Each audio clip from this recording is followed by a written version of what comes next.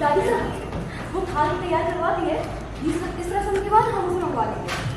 आ जाओ। तो ठीक है, फिर अब रस्म शुरू करें। हाँ, सरू और वेद, इस रस्म में तुम दोनों को एक दूसरे के हाथ पे बंधा हुआ एक पूजा वाला धागा खोलना है, लेकिन एक हाथ से। होल्ड, देखो बी कैमरा नॉर्मल करो, रोल, रोलिंग एंड वेद की लाइन से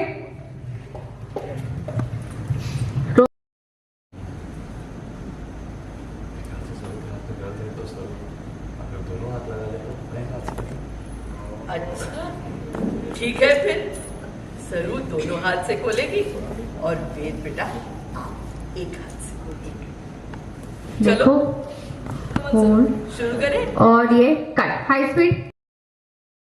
सर्व और वेद की शादी के बाद यहाँ पे हो रही हैं कुछ शादी की रस्में। आप देख सकते हैं कि कितनी आसानी से यहाँ पे सरू की सास जो है वो मान गई थी शादी के लिए, लेकिन यहाँ पे देखा जा सकता है कि उनको इतना ज़्यादा यहाँ पर ये पसंद नहीं आ रही है रस्में, क्योंकि वो नहीं चाहती कि उनका बेटा कभी भी दब कर रहे सरू के नीचे।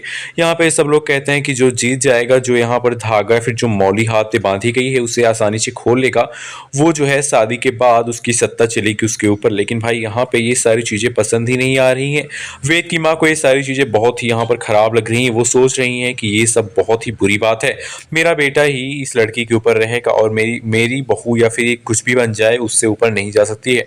यानी कि बात साफ है कि भाई शादी के बाद यहाँ पर कुछ ना कुछ यहाँ पर टॉन्टबाजी होने वाली है उसकी सास और सरू के बीच में।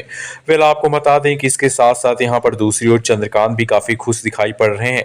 इस शादी में नज़र जो नहीं आ रहे हैं, दूर खड़े हैं, वो लोग हैं अनिका, उर्मिला और उनके साथ कामनी। वेल आपको बता दें कि इस शादी के बाद भी कहानी में बहुत बड़ा ट्विस्ट जनरेट होता हुआ नजर आने वाला है।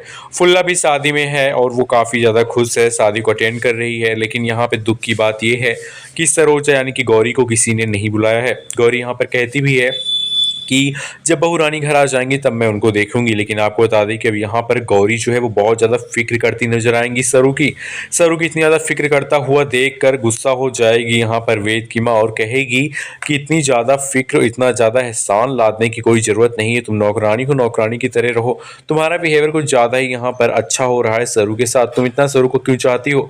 अब भाई गौरी मन ही मन कहती कि मैं कैसे आपको बता दूँ कि मेरी बेटी है। वेल अब यहाँ पर कहानी में धमाका होगा जब ये पता चलेगा कि गौरी जो है सरू की माँ है, तब जाकर कहीं ना कहीं वेद की माँ इल्जाम लगाएगी तुम अपनी बेटी के घर में बैठी हुई थी और तुमने किसी को कोई सच्चाई नहीं बताई। लेकिन तब गौरी जो है खुलकर बोल देगी और कह देगी कि मैंने सच्चाई इसलिए नहीं बताई क्योंकि चंद्रकांत जी मेरे पति हैं और उस घर में 2-3 लोग ऐसे हैं जो मेरी जान लेना चाहते थे, मेरी बेटी की जान लेना चाहते थे, वो कोई और नहीं बल्कि उर्मिला और कामनी थे।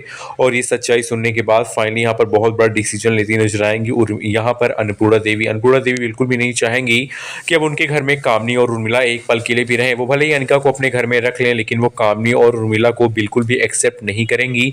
उनको पता है कि चाहे जो हो जाए इस घर में कामनी और उर्मिला का रहना बहुत ही खतरनाक है, क्योंकि वो दोनों जब सरू और सरू की माँ को जान से मारने की कोशिश कर सकती हैं तो वो कुछ भी करेंगी। आने वाले एपिसोड